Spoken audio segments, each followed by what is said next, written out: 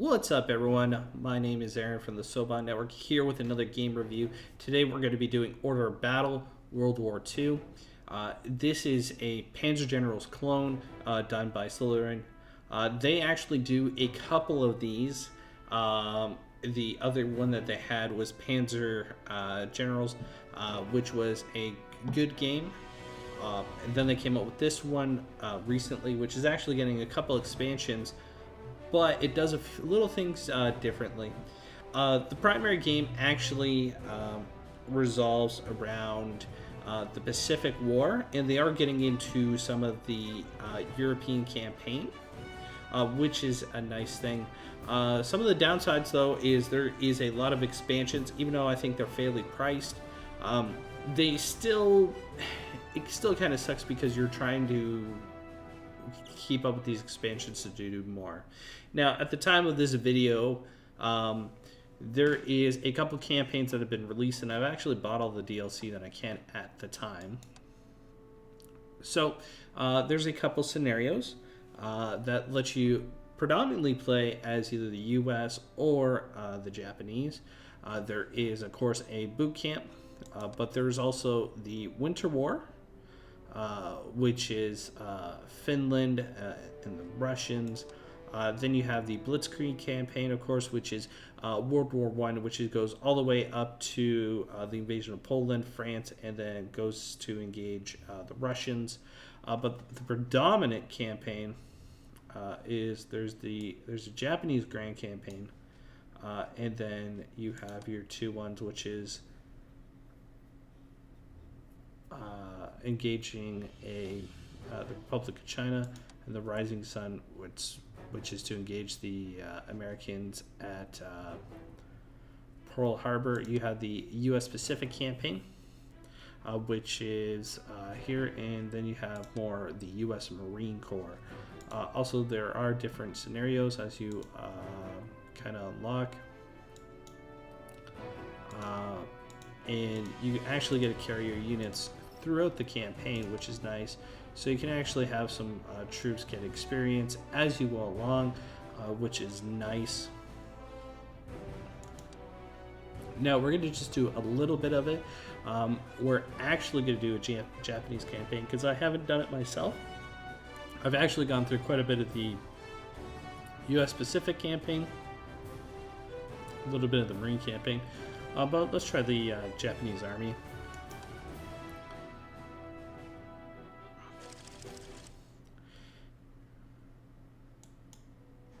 So what's kind of cool is you actually get some specializations to actually get you different things.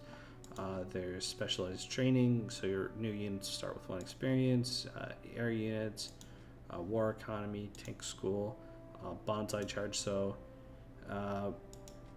this gives you just a couple different kind of experience that you can get.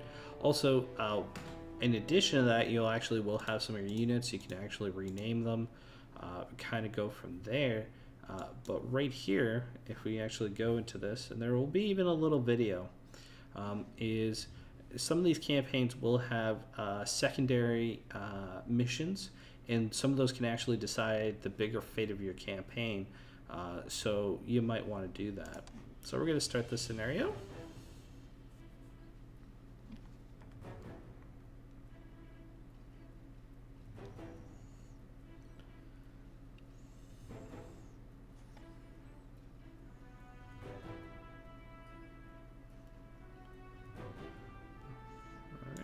Confirm.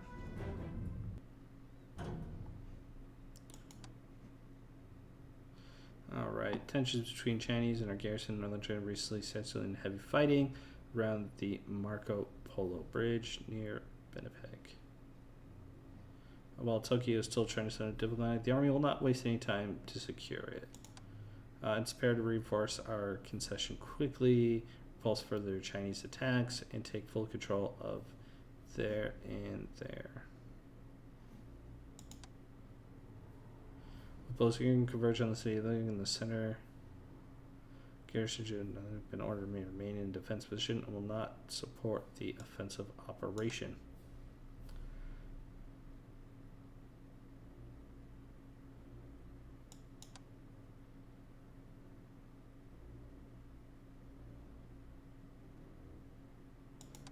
we start the game. So we do not lose any garrisons in 10 turns. Destroy the FT-17. The SS key must do 20 damage. Okay, let's see what units that we have.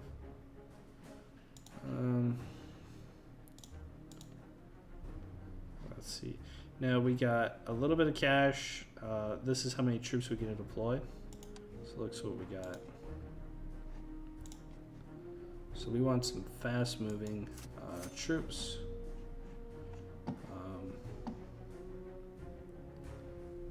A lot of these guys are pretty beat up. So what we'll do, we'll have a couple elite kind of infantry. And then we'll do a heavy infantry here. We can buy planes if we want. We're not going to. We'll have some artillery. And I think that'll be our main force. So we're going to just kind of focus, blow the heck out of this as quickly as possible, and go from there.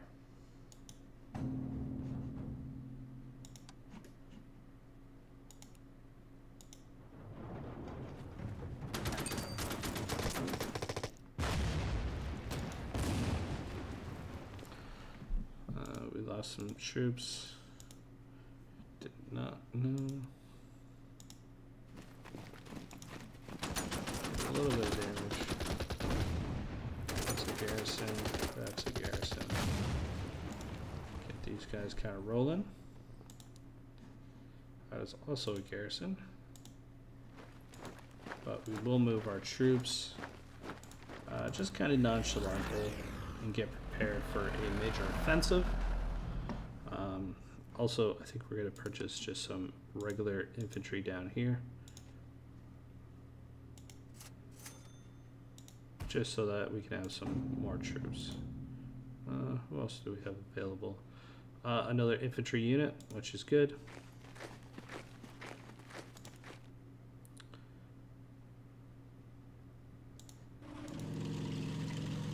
And we got some artillery. So we got kind of a sledgehammer in the north. And then we have a plane. We should do some recon. Nothing too crazy. Our allies are going to help us out.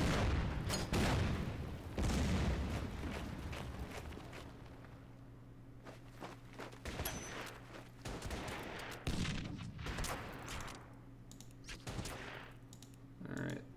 The artillery's kind of softening up for us.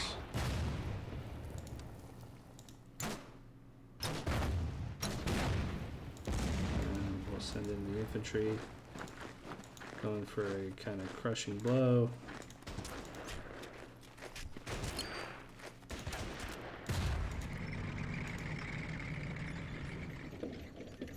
Troops are doing pretty well, all things considered. We'll have our cavalry go in, beat up these Chinese infantry. You can see we're still kind of pressing on.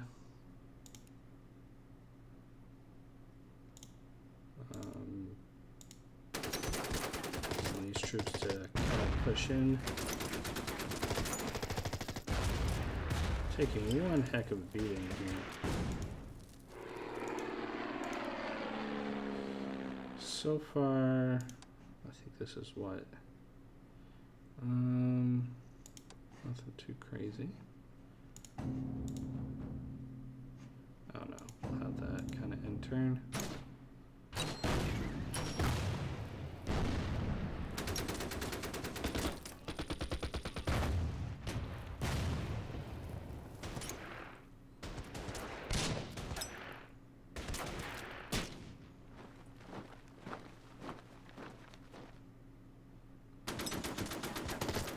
Yeah, we do want to try to kind of clean this up pretty quick. Oh, looks like the Great Wall of China's up there.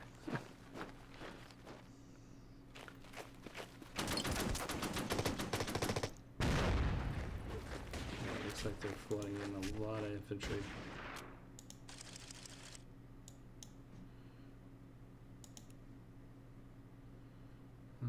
Type 94.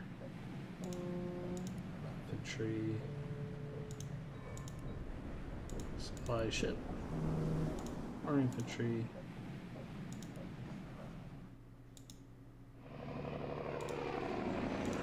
And we'll have our troops of the Rising Sun. Keep moving forward. For glorious Japan. Alright, send in our troops.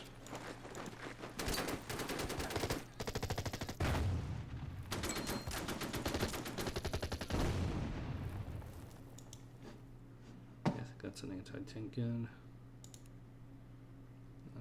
Let's dislodge those guys.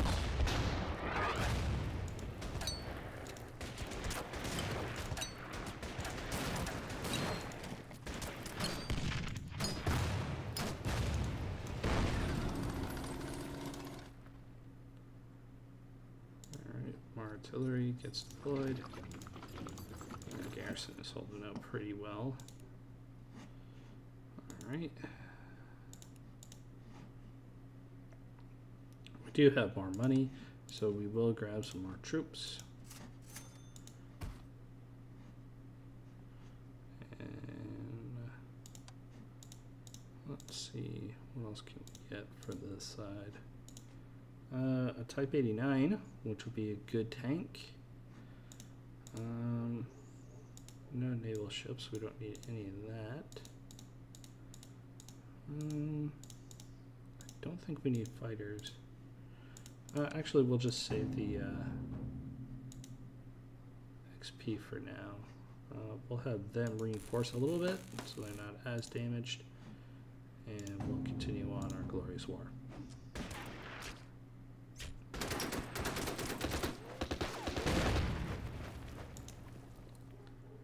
Chinese are getting pushed back.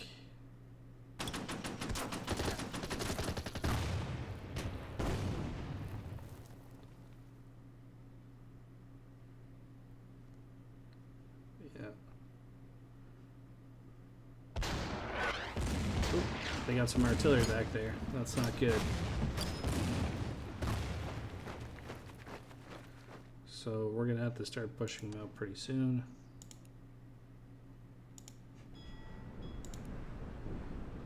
Japanese infantry, Type 94.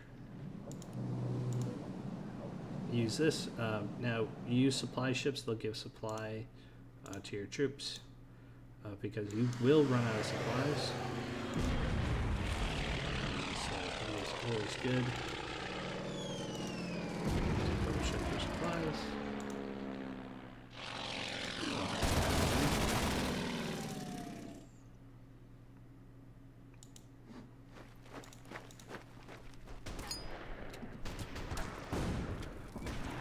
Ambushed.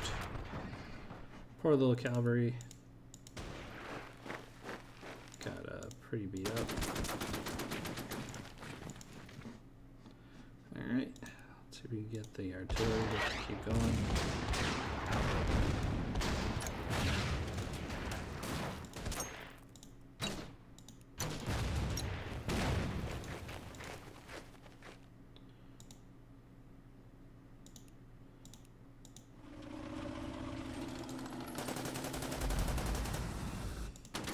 Oh, there's that tank they were talking about in our secondary objectives. So we're gonna have to kind of sledgehammer our way through.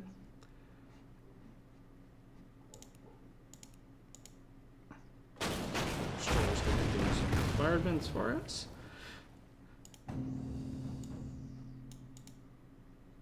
Who's left? Oh, you can get more supplies, buddy.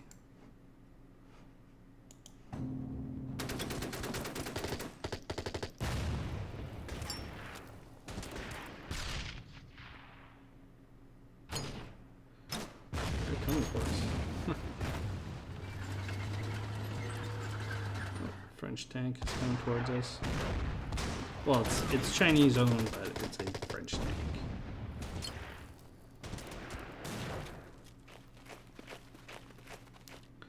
Trying to kill our poor cavalry.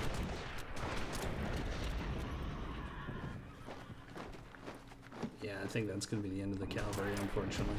I didn't do it right, so it's my bad.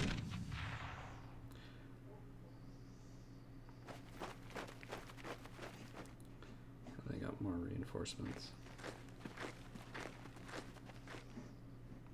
So far the campaign isn't going as planned, which is pretty normal. You usually don't have things go too well.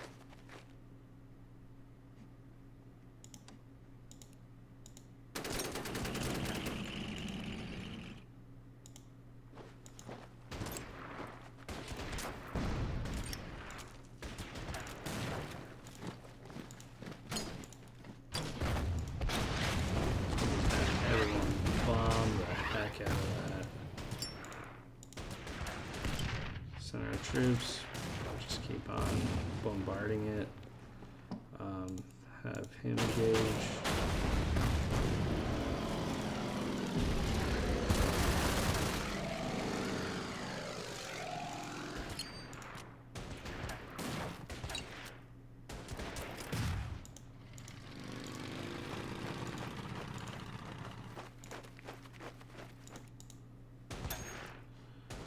Troops engage. So we're doing, in all honesty, we're doing actually quite well, despite our casualties. As you can see, the gameplay, it lets you get in pretty quick. I'm not going to do the rest of it. So as you can see, some of the core mechanics, and I'm going to kind of talk about it. You do want to keep your troops well supplied. As you can see, these borders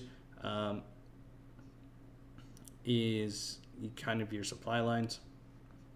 You have to keep it supply either with a base or a town that is marked, or a supply ship when you're doing naval invasions. If they don't, they'll actually not fight as well.